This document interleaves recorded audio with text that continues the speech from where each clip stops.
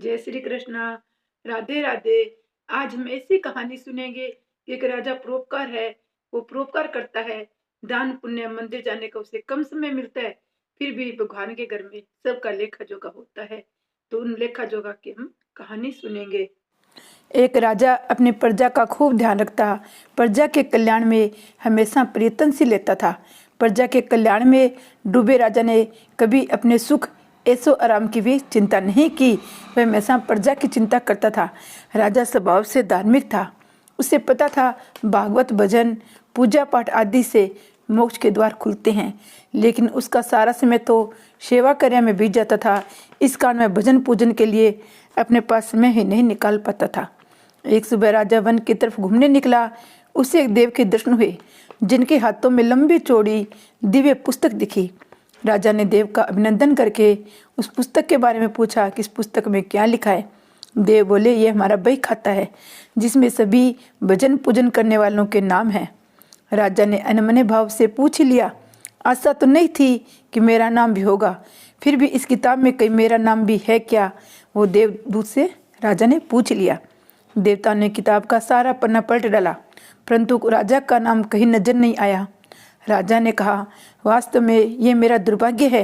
मैं भजन कीर्तन करने के लिए समय नहीं निकाल पाता, इसलिए मेरा नाम यहाँ नहीं है।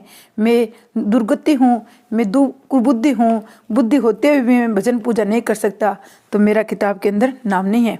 उस दिन राजा के मन में आत्मग्लानि हुई, फिर भी पुण्य परोपकार की भावना के साथ दूसरों की सेवा में लग गए। कुछ दिन में राजा फिर वन की तरफ निकले तो उन्हें उसी देव के फिर से दर्शन हुए। इस बार भी उनके हाथ में एक पुस्तक थी, लेकिन इस पुस्तक का रंग आकार पहले वाली पुस्तक से अलग था।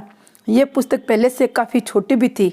राजा ने पूछा, प्रभु, आज कौन सा बही खाता आपने निकाला है जो ईश्वर को सबसे अधिक प्रिय है? राजा ने कहा, कितने भाग्यशाली होंगे वे लोग, निश्चित ही वे दिन रात भगवत पूजन में लीन रहते हैं। क्या इसमें कोई मेरे राज्य का नागरिक भी है जो इस किताब में नाम हो? देवता ने बही खाता खोला। पहले पन्ने पर पहला नाम राजा का ही था। राजा ने आश्चर्यचकित होकर पूछा, महाराज, मेरा नाम इसमें कैसे लिखा हुआ है? मैं तो मंदिर भी कभी कभार जा पाता हूँ, कभी कभी भजन भी नहीं कर पाता हूँ, फिर मेरा नाम इस पुस्तक में कैसा लिखा हुआ है?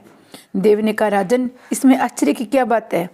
जो निष्काम होकर संसार की सेवा करते हैं, जो परोपकार में अपना जीवन अर्पण करते हैं, जो मुक्ति का लोभ त्याग कर प्रभु के निर्बल संतानों की सेवा करते हैं, उन त्यागी महापुरुषों का भजन स्वयं ईश्वर करता है। इसलिए हे राजन, तुम मत पछताओ कि तुम पूजा पाठ नहीं करते हो। लोगों की सेवा करके तुम असल में भगवान की पूजा करते हो। परोपकार निस्वार्थ लोक सेवा किसी भी उपासना से बढ़कर है। देव ने वेदों का उदाहरण देते हुए कहा, कुर्मण्य कर्माणि जिजी विष छेन समा एवांतरम नान्यो तो अस्ति वक्रम लिपेतनरे। अर्थात कर्म करते हुए 100 वर्ष जीने की इच्छा करो तो कर्म बंधन में लिप्त हो जाओगे। भगवान दीन दयालु है, उन्हें कुछ आमद नहीं भाती, बल्कि आचरण भाता है। सच्ची भक्ति तो यह है कि परोपकार करो, दीन दुखियों का हित करो। अनाथ, विधवा, किसान व निर्धन सताए जा रहे हैं, इनकी यथाशक्ति सहायता एवं सेवा, ये परम भक्ति है। राजा को आज देव के माध्यम से बहुत बड़ा ज्ञान मिल चुका था। अब राजा भी समझ गया कि परोपकार से बड़ा कुछ भी नहीं। जो परोपकार करते हैं वे भगवान के सबसे सदा के लिए प्रिय होते हैं। मित्रों, जो निस्वार्थ भाव से लोगों की सेवा करने के लिए आगे आते हैं, परमात्मा हर समय उनके कल्याण के लिए यत्न करते हैं। रामचरितमानस में कहा गया है, परहित सरिस धर्म नहीं भाई, अर्थात दूसरों की सेवा से बढ़कर कोई धर्म नहीं है। देव प्रसन्न रहिए, जो प्राप्त है वही पर्याप्त है। जिसका मन मस्त है उसके पास समस्त है।